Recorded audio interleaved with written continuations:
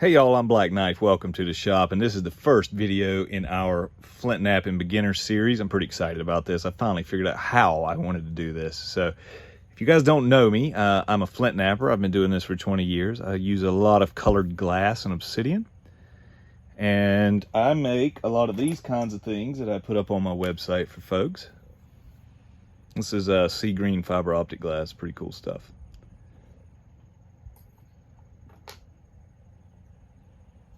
And today we are going to talk about pressure flaking. So the way I want to use these videos is kind of like building on each other to get you to a finish point. So we're not going to make a finish point in this video today. What we're going to show though is the very first step in the process, the most basic of flint napping techniques, and kind of how to practice and how to get started. So hey man, if you're with me, if you guys like this and you want to learn how to make things like this, keep watching, y'all. Keep watching. So first thing we got to discuss is safety. Safety glasses are a must. A must, okay? Gloves. A lot of guys don't like to wear gloves. I'm a big proponent of gloves. If you're just starting out, make sure you wear a heavier glove than this. Closed-toed shoes. Long pants. We want to keep you flint napping for a long time, y'all. We don't want you leaking all over the place.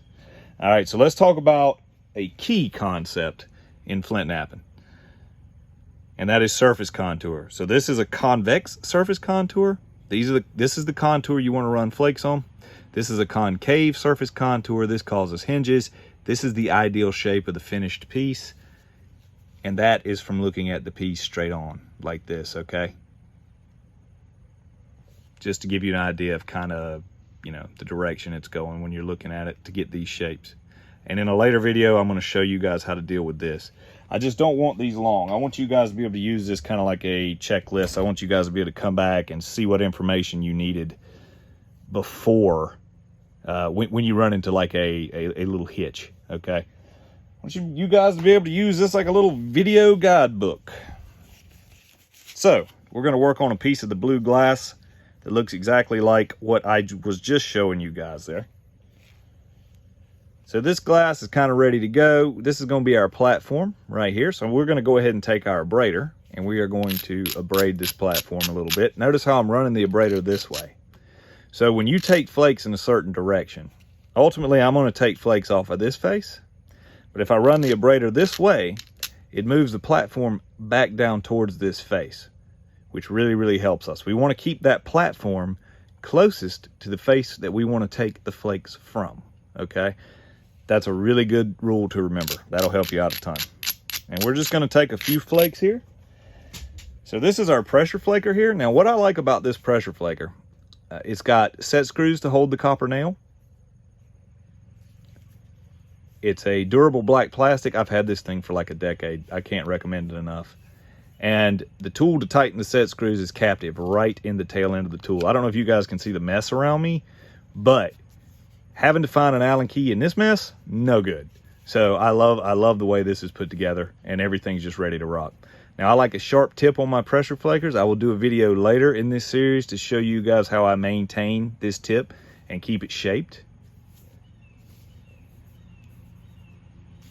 All right, let's take some flakes, guys. Hand pad. I like a hand pad instead of a notched pad. I feel like I break less points. Try to keep the piece that you're working over the ball of your hand. If you put it out in the hole over your palm and you're pushing down, you can snap it. All right, so we're going to start right here. We're going to put our pressure flaker against that platform. Notice this angle I'm using. It's not this, it's not this, it's like this. You want to build inward pressure, and you just want to rock the pressure flaker up and you'll pop off a flake. Now, ideally, you want to do this with like this, with the piece clamped between your legs. And that platform's set up so well, the flakes are just jumping off, okay? So, the less glassy materials, the better, the harder these flakes are going to be to take off. All right, so we're just going to take some little flakes here. Then we're going to go ahead and go down here and take a longer flake. All right, did you hear that? That was a good one. All right, so let's talk about this then. And I'm going to grab an abrader here and see if we can abrade this a little bit to see the ridges a little better. Yeah, that helped. So if you'll notice, as you flake, you're going to make ridges on the piece. So here's a ridge, here's a ridge, here's a ridge. As you're pressure flaking, your first flake's going to be short onto an unridged surface. Your first flake's going to be short, the next one will be longer, the next one will be even longer, until you get past the center of the piece and you'll start thinning it. So if you guys are having problems with chunky arrowheads or not getting them thin enough, you got to get longer flakes here. And the way to get longer flakes, the key, the magic sauce for the long flake, is ridges on a convex surface, a platform that is set up really, really well. And I'll give you another look at this platform here.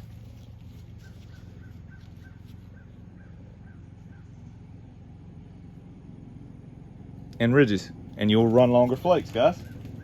So when you're just starting out, that's what you want to go ahead and focus on, is running longer pressure flakes. Don't worry about making a point. Don't worry about it. Not right now. Just get yourself some flakes. You can even do this on a bottle bottom and start running and start practicing getting those long pressure flakes. Once you do that, you're going to be in business, guys. Then you can start doing what it is that you want to do with the piece. Now, once you get to right there, I have a shearing tool. Now, I don't know if this tool is commercially available. I make this one. There will be a video coming up very soon that shows you how I make these, okay? So stay tuned. If you want to know that, make sure you subscribe. All right, we're going to go ahead. So each one of those flakes you took, those pressure flakes, they leave a little concavity right on the edge of the piece. That's got to go, y'all, or you're just going to hinge it. So I take my shearing tool, I lay it down on my leg pad, and I roll the tool down the side of the piece. It takes a ton of little bitty pressure flakes, but it takes care of all those little short flakes, take care of all the little concavities down through here. And if you'll notice, all those little short flakes also, once I abrade this, and notice the direction I'm abrading, it drops this platform back down to the other side. One-stop shop, y'all. That's the way I like to do it. And then we're going to go ahead and take, so you can see there's going to be a little concavity right here.